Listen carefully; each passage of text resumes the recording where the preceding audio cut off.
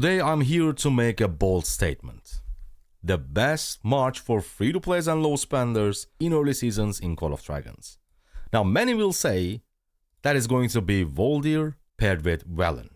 But I'm going to say it is Neeko and Kinara. Let me explain. Spartans! What is your profession? Now when you look at Neeko and Kinara, the first thing that you're going to realize is that they are super versatile.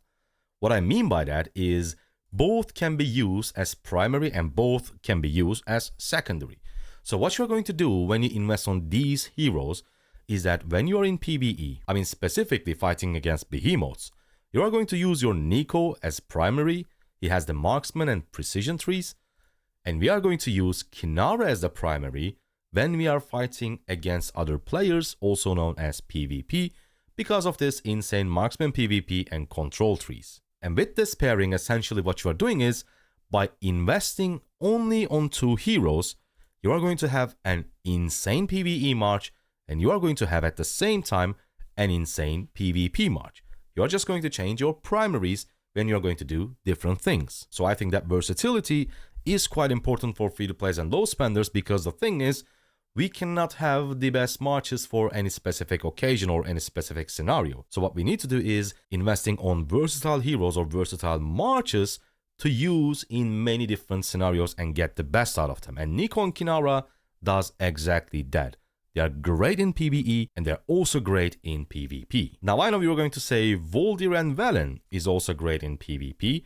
However, as you guys know, magic units or mages in general in Call of Dragons, they're unfortunately not that great in PvE. And also, if you look at the Velen and his Awaken, when casting a raid skill on a target that is frozen, Velen deals additional damage and removes the target's frozen effect. And if you look at the Awaken skill of Voldir, it does boost his active skill, his first skill.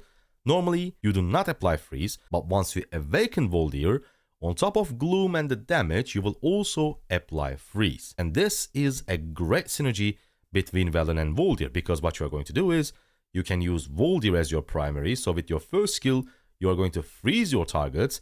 And since those targets are frozen, Velen deals additional damage and removes the target's frozen effect. However, even though it is pretty easy to awaken an epic. For example, my starting epic was Gwen Win. She's already at 5524 just after a couple of weeks of gameplay. So it's not going to take long for you to awaken an epic. However, it is not the same story when it comes to awakening your legendaries. Velen, even though he is in the gold keys, it's going to take so long for you to max Velen, for you to awaken Velen. So until you can get the maximum benefit from this march, the synergy between the freeze from Voldir and the additional damage from Velen's Awaken, it's going to take months until you get there. But we don't have months because we are free-to-plays and low spenders. And if we want to stay in the biggest alliances in our kingdom, we have to be useful, we have to be strong as soon as possible, both in PvE and PvP. Because of that, I think Neeko and Kinara is hands down the best free-to-play and low spender beginner march. And also, the beauty of this is that both heroes are just exceptionally good only at 5111.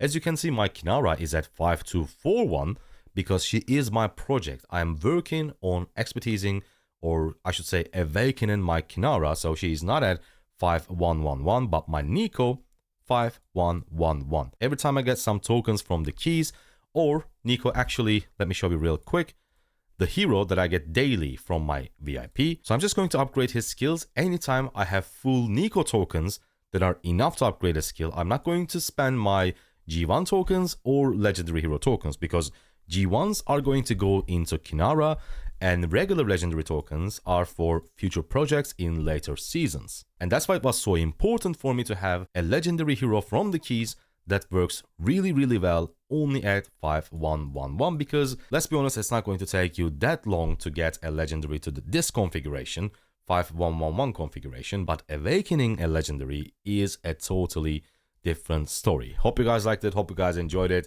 Yes, I'm a little bit biased when it comes to archers, I'm a marksman, but I still think Kinara and Neeko both at 5111, both at highest level possible, so that you can use Kinara as primary when you go into PvP, And you can use Nico as primary when you go into PvE. I mean, behemoth fights, I think these two heroes are going to give you insane value. I see you on the next video. Thank you for watching. Goodbye.